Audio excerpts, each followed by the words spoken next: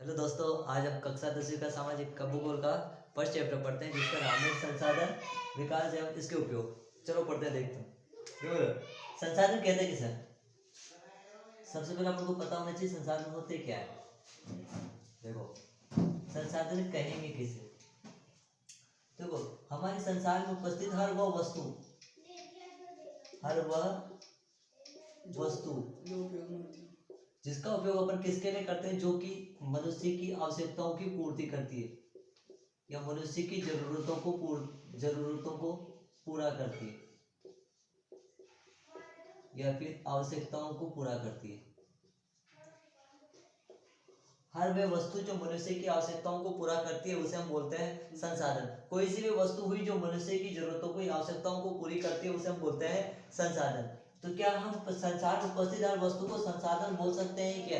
ऐसा नहीं है, हर वस्तु को अपन संसाधन नहीं बोल सकते हैं। देखो, आप संसाधन उसे बोल सकते हो जो मनुष्य की आवश्यकता की जरूरतों को पूरा करती है, ठीक है। लेकिन उससे अगर मनुष्य को कोई हानि हो रही है, मतलब मनुष्य को क्या हो रहा है, मनुष्य का घाटा हो रहा है, उससे आप संसाधन नहीं बोल सकते। जैसे कि देखो, आपको यहाँ पर मिला एल्यूमिनियम के अयस्क। एल्यूमिनियम किसके रूप में होता है? अयस्क के रूप में, अयस्क के रूप में। तो देखो, ये एल्यूमिनियम को निकालने के लिए पृथ्वी में दबा हुआ है, पृथ्वी की सतह है, ये पृथ्वी की भूपर्वतीय पृथ्वी की सतह।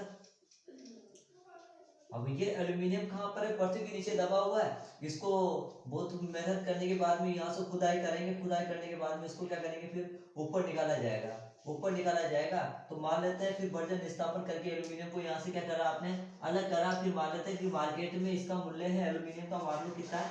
10,000। ये क्या है? बाजार मूल्य। लेकिन आपने जो एल्यूमिनियम को यहाँ से अंदर से जो बाहर निकाला, उसमें मान लेते हैं कि आपका खर्चा कितना हो गया? 12,000।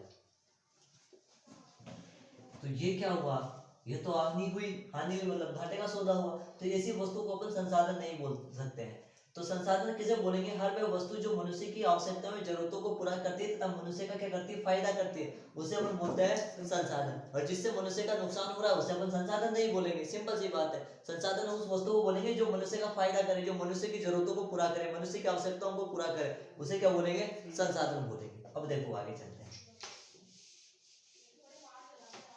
हैं, संसाधन के बारे में हम बातें समझ में आएगी। तो संसाधन के उदाहरण देखें, जैसे कि हवा मनुष्य के लिए जरूरी है, मनुष्य की जरूरत को पूरा करती है, संसाधन है। पानी, हवा है, पानी है ना। इसी प्रकार से बहुत सारी चीजें हैं, धातुएं हुई बहुत सारी,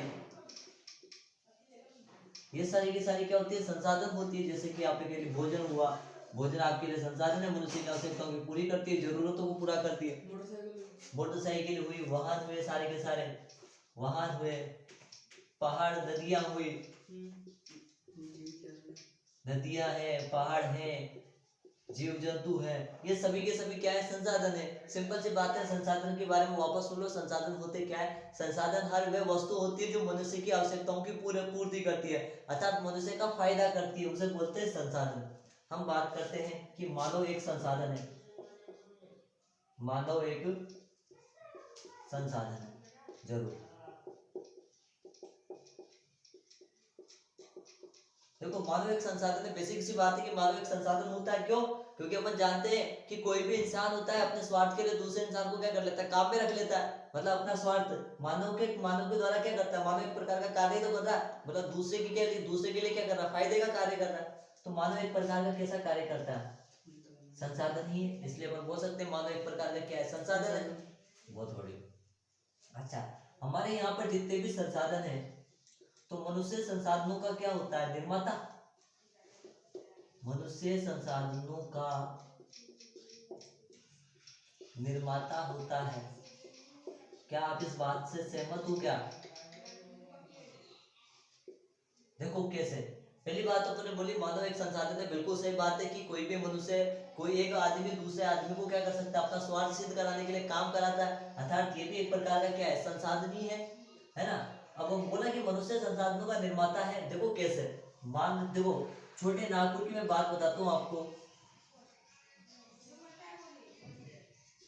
छोटे नागपुर में छोटे नागपुर के नीचे क्या होती, बहुत सारी खनिजें दबी हुई थी। छोटे नागपुर के नीचे क्या दबी हुई थी, खनिजें दबी हुई थी। लेकिन पता तो था खनिजें दबी, पता भी नहीं था पहले तो क्या था, छोटे नागपुर के नीचे खनिजें दबी हुई है पता नहीं था। फिर मनुष्य को धीरे धीरे इसके बारे में पता चला तो उसको पता चला कि हमारे लिए क्या लाभदायक है, मतलब फायदे का सौदा होता है। तो फायदे का सौदा होता है तो मनुष्य इन खनिजों को क्या बाहर निकाल के बाहर लाया, अर्थात संसाधनों का निर्माता, संसाधनों का निर्माण कौन कर रहा है, मनुष्य ही तो कर रहा है। तो सिंपल सी बात है कि मनुष्य संसाधनों का क्या होता है, निर्माता होता है। अच्छा, और दो प्रकार के होते हैं ना, हाँ संसाधन दो प्रकार के। आइए बताइए मुझे। अच्छा, एक वैज्ञानिक ने एक इसने बताया, वो भौगोलिक था, भौगोलिक करता।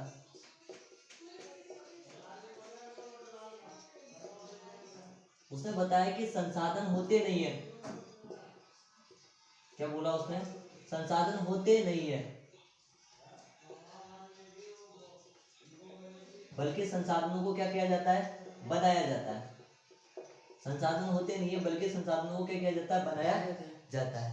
संसाधन का मतलब तो समझ ही गए अपन, संसाधन का मतलब होता है हर वह वस्तु जिस जो मनुष्य की आवश्यकताओं की पूर्ति करती है, अर्थात क्या बोल सकते हैं, जो मनुष्य का फायदा करती है उसे हम बोलते हैं संसाधन। बहुत सारी चीजें, हवा है, पानी है, पहाड़ है, पर्वत है, ये सब के सब क्या है, संसाधन है। फिर अपने बोला मनुष्य एक प्रकार का संसाधन है। हाँ क्यों है, क्योंकि कोई भी इंसान दूसरे इंसान को क्या कर सकता है, काम करा सकता है, अपना स्वार्थ सिद्ध करा सकता है, अर्थात मनुष्य एक प्रकार का संसाधन ही तो हुआ। अच्छा, फिर आगे आता है कि संसाधनों का निर्माता कौन होता है, मनुष्य ही होता है। मनुष्य ने तो पता लगाया संसाधनों के बारे में कि ये संसाधन है, नीचे दबे हुए उन सब के बारे में। बहुत बढ़िया। हम बात करते हैं संसाधनों के महत्व की।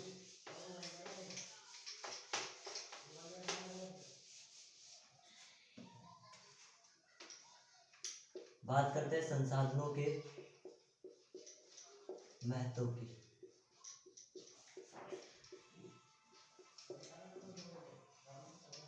देखो इधर, जिस देश के पास में जितने ज्यादा संसाधन होंगे, जिस देश के पास में जितने ज्यादा संसाधन होंगे, जितने ज्यादा संसाधन होंगे, उसका आर्थिक विकास उतना ही क्या होगा, ज्यादा होगा। आर्थिक विकास का मतलब है उसके हर इंसान से, मतलब प्रत्येक व्यक्ति का क्या होगा, वहां पर विकास होगा, कोई भी गरीब नहीं रहेगा। तो जिस देश के पास में जितने ज्यादा संसाधन होंगे उसका आर्थिक विकास उतना ही क्या होता है, ज्यादा होता है। उसका आर्थिक विकास उतना ही क्या होता है भैया, ज्यादा होता है। सिंपल सी बात है, संसाधनों का महत्व समझ में आ गया। संसाधनों का